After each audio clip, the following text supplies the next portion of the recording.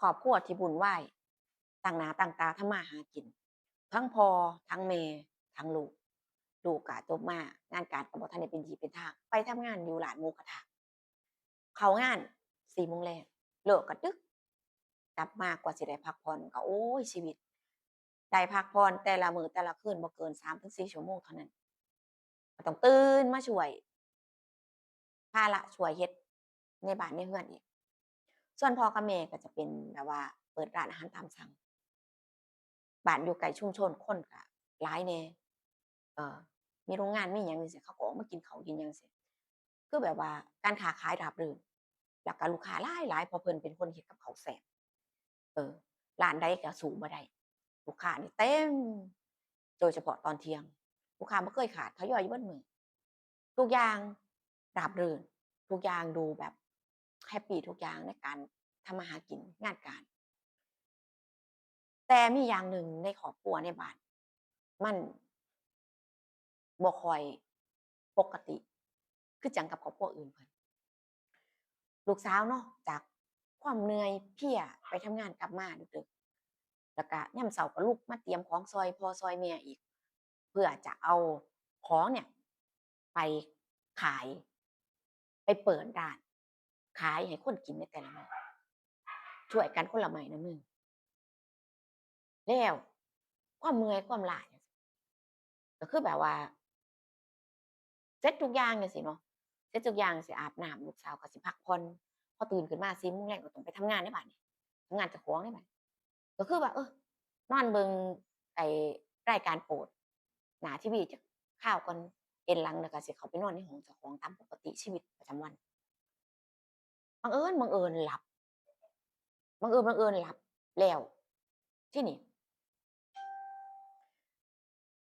หลับก็คือแบบว่าจะเข้าไปนอนก็ใส่ชุดนอนความยาวเทียมหัวเข่า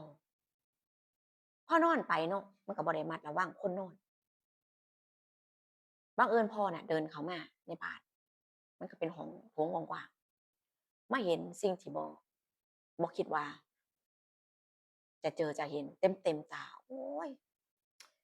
ตัวเองก็เป็นพ่อเลี้ยงลูกก็บ่แม่นลูกเจ้าของจังซี้เฮ็ดจั่งใดล่ะบาดยืนอึ้งชั่วขณะกับภาพที่เห็นตรงหน้าแล้วก็เดินถอยหลังออกไปจากบ้าน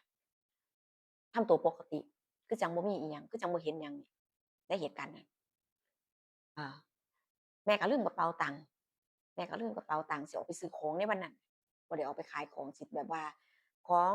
สิ่งของที่จะมันขาดมันกสิ่งของที่จะใช้อะมันขาดมันบ่มีจังซี้ก็เลยหยุดบ่ขายของในวันนั้นสิออกไปซื้ออุปกรณ์การใช้ในการทำอาหารเนี่ยก็เลยมาหยิบเอากระเป๋าเข้ามาก็มาเห็นสภาพลูกอยู่ลูกนอนสาวนอนอยู่หน้าทีวีปกติลูกจะนอนในห้องแล้วทีนี้แม่เห็นท่าทีแล้วโอ๊ย แย่เลยแบบนี้แย่เลยเบิ่งค่านอนนี่ถ้าเกิดว่าคนอื่นมาเห็นเนี่ยมันถูกตอกคักๆท่านอนนี่รับบ่ได้แม่ก็ตรงเข้าไปสะกิดปลุกลูกว่าตื่นไปนอนอยู่ห้องเจ้าของเบิ่งสภาพนอนทุเรศมากเดี๋ยวนี้ลุกลูกสาวก็ลุกแบบแบบว่าท่าทีแบบง่วยๆอะคนเมื่อยเนาะคนนอนพักผ่อนลุกแบบกะทันหันก็เดินเข้าห้องไปแม่ก็ปิดโทรทัศน์ปิดม่านปิดหยังแม่ก็ออกไปซื้อของเวลาผ่านไปเนาะพอถึงเวลาก็ต่างคนก็ลูกสาวก็ไปทำงานปกติของเขาแม่ก็กลับมาเตรียมของนู่นนี่นั่นที่มันจำเป็นไว้ก่อนทุกอย่างผ่านไปหลายวัน3-4 วันเนี่ยแม่ก็ไปขายของปกตินะลูกค้าเนี่ยก็หลายซุมื้อในวันนั้นน่ะ เนื้อที่ลูกแบบว่าที่เตรียมไว้ที่จะไปผัดไปเฮ็ดกับข้าวทุกอย่างให้ลูกค้าน่ะมันหมดลูกค้าหลายแรงเป็นพิเศษนะมื้อนั้นแล้วบัดนี้ก็เลยโทรมาหาลูกสาวให้เอาไปส่งเพราะปกติถ้าของผักหมดหรือว่าเนื้อนู่นเนี่ยหมดต้องใช้เนี่ยที่มันเตรียมไว้ที่แช่ไว้ในถังเนี่ยก็คือให้ลูกเอาไปส่งแล้วโทรมาจังไดก็บ่ติด3สาย4สายเป็นจังไดวะลูกนี่ มันเป็นจังไดบ่รับก็เลยให้พ่อนี่ไปเอาบ่ได้เรื่องมันนอนบ่ยอมลุกแน่ๆเลยนี่โทรศัพท์ดังมันบ่เมื่อเสียเวลามากแล้วลูกค้าท่ากินข้าวโอ๊ย ลูกค้าหนี้เบิดเสียความรู้สึกเดะนี่ผัวก็ฟ้าวบึงมาคือบ้านเนี่ยจะเป็นลักษณะคือแบบว่าต้องเฮ็ดให้มันสะดวกสบายในคนดูที่สุดบ้านเนี่ยจะเป็นล็อกข้างนอกไผมาก็เปิดเข้าเปิดออกกุญแจมีอยู่ทุกคนถ้าเกิดว่าลูกสาวออกไปทำงานออกหลังบ้านแล้วก็ล็อกกุญแจคล้องไว้คือเก่าคือแบบว่าเฮ็ดจั่งใดก็ได้ให้มันสะดวกบ่ต้องมาฮอดตะโกนเปิดประตูเปิดประตูสิเอานั่นเอานี่ยิบหยังบ่จำเป็นบ่ต้องไปรบกวนไผจังซี้นะก็คือว่าเข้ามาโดยพละการอืม พอเปิดประตูเข้ามาเนาะเปิดประตูเข้ามาก็เห็นว่าบ้านเงียบทีวีก็บ่เปิดรับจริงคิดว่ารับจริงนั่นแหละก็ได้เดินตรงเข้าไปสิไปเอาหยิบของในถังมันก็อยู่ในห้องครัวเดินตรงเข้าไปเห็นประตูห้องของลูกแหย้มอยู่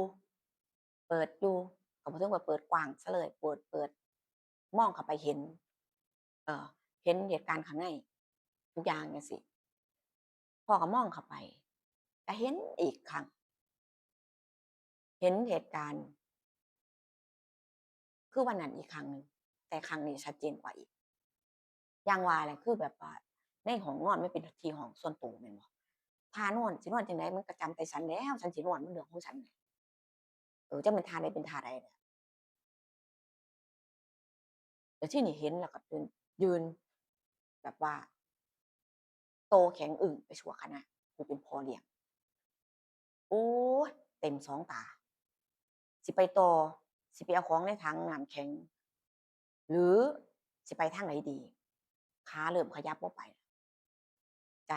ก็เริ่มสั่งงานไปคนละอย่างแล้วสรุปเปลี่ยนทิศทางพ่อเลี้ยงนี่เดินเข้าห้องลูกสาวทีนี้ก็เดินเข้าห้องลูกสาวแล้วทีนี้เหตุการณ์ต่างๆนานาเนาะมันเห็นอย่างชัดเจนอยู่แล้วใจคนมันเป็นก้อนเนื้อนี่บ่แม่นก้อนอิฐก้อนปูนเดะอืมมันก็ต้องมีความรู้สึกความคิดความต้องการเกิดขึ้นแหละควบคุมสติเจ้าของบ่อยู่บัดแต่ครั้งแรกน่ะก็พยายามข่มใจแล้ว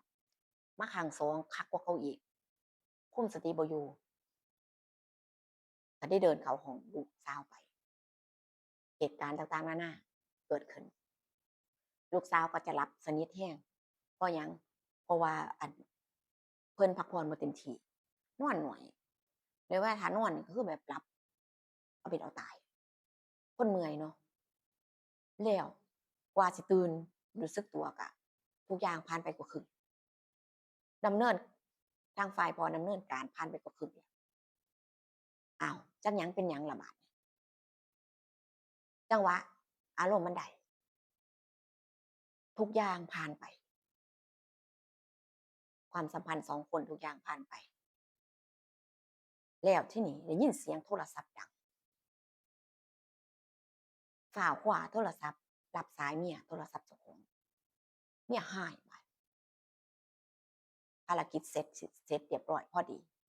เมียเป็นหยังคือบ่มาจักเทื่อลูกค้าท่ายังแต่สิหนีไปแล้วเนี่ย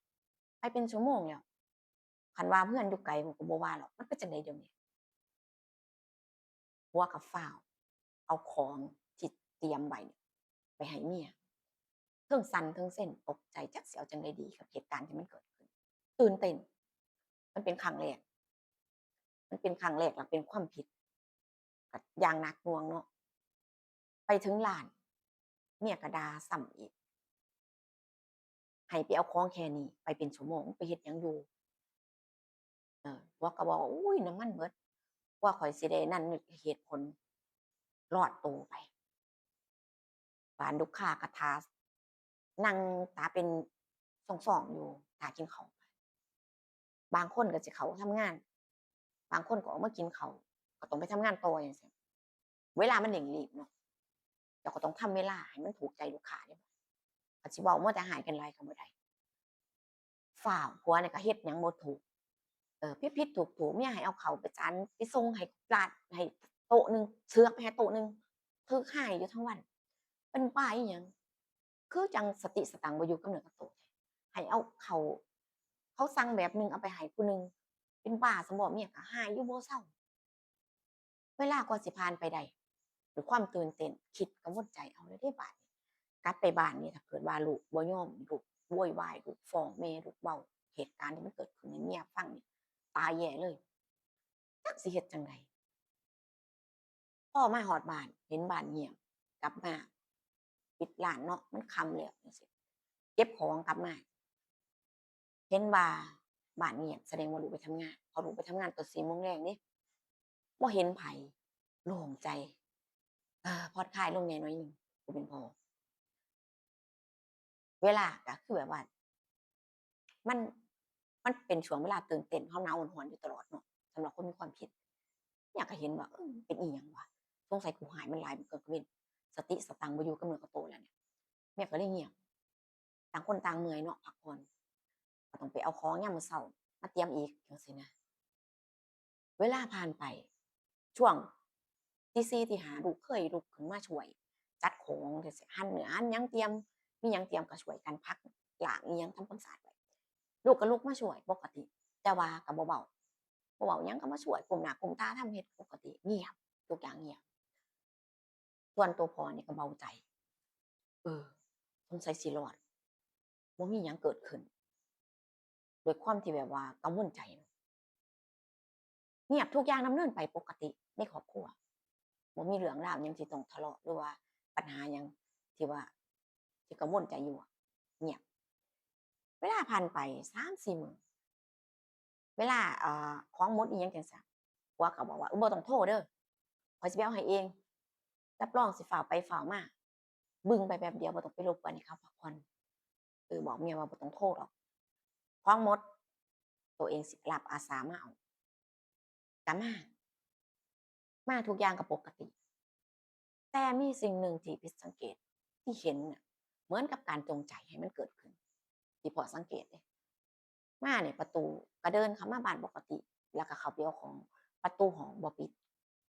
ประตูห้องลูกสาวนี่บ่ปิด3มื้อ2มื้อ3มื้อเพราะปกติแล้วถ้ามันเกิดเรื่องแบบเนี้ยความตกอกตกใจความที่แบบว่าย้านความกลัวแม่นบ่มันก็ต้องปิดห้องมันต้องระมัดระวังตัวเกิดขึ้นมันต้องมีความระมัดระวังตัวหรือว่าเซฟตัวเองมากขึ้นกว่าเก่าแต่ว่าบ่อ้าวเพราะว่าอ้าวจั่งใดวะมีเรื่องคิดแนวคิดใหม่ขึ้นมาในหัวอีกเดะบัดเออจอบเบิ่งมา2มื้อ3มื้อเป็นคือเก่า ประตูบ่ปิดแนมเข้าไปก็อาสานอนท่านอนโอ๊ยหนหวยแรงในความรู้สึกเป็นพ้องแล้วทีนี้คือแบบว่าบ่เบิดก็มาเอาแหละของน่ะอยากมาเฮือนกูอยากมาพอมาก็มาเห็นเอาวะจั่งใดก็จั่งใดจั่งใดก็จั่งใดอะครั้งนี้ลองอีกเทื่อหนึ่ง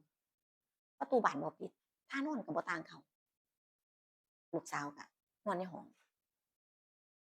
พ่อก็เดินเข้าไปในห้องอะครั้งหนึ่งผ่านไปครั้งสอง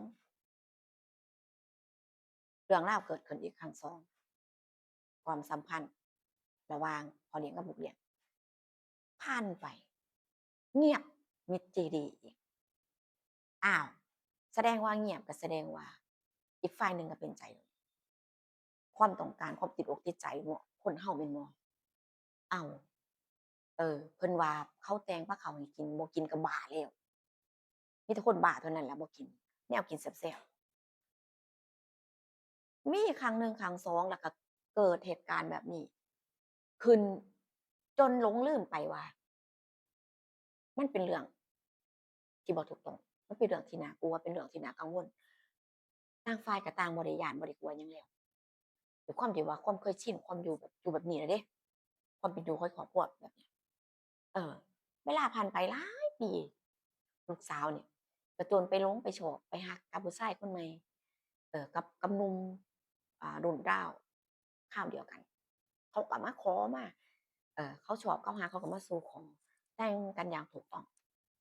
ลูกสาวก็ไปออกเรือนไปมีความสุขไปใช้ชีวิตไปสร้างฐานะครอบครัวเจ้าของไปแล้วก็เงียบไปอืมแบบซี้ก็มีเดะมันก็เป็นไปได้เพราะว่าต่างฝ่ายต่างบ่ได้ ปฏิเสธกันนี่เนาะบ่ได้ปฏิเสธบ่ได้อ่าคุนเคืองใจแล้วก็แล้วไปแล้วอีกอย่างหนึ่งประตูเนี่ยเป็นหยังคือบ่ปิดแม่นบ่ล่ะ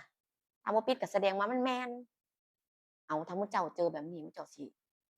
กล้าเดินผ่านบ่อืมยากอยู่เดะสิเดินผ่านได้เนี่ยข้อยก็ว่าเนาะเออจั่งใดก็บ่ผ่านนั่นล่ะ FC เรื่องราวนี้ก็มาเล่าเป็นเรื่องเล่าเป็นนิยายของครอบครัวหนึ่งให้รับฟังกันมีความคิดเห็นจั่งใดก็คอมเมนต์มาพูดคุยกันได้นะคะขอบคุณทุกการรับชมเจอกันคลิปหน้าพี่น้องหรือว่าผู้สิมีเรื่องเล่าหยังมาเล่าให้ฟังอีกส่วนคลิปนี้ไปแล้วนะคะสวัสดีค่ะ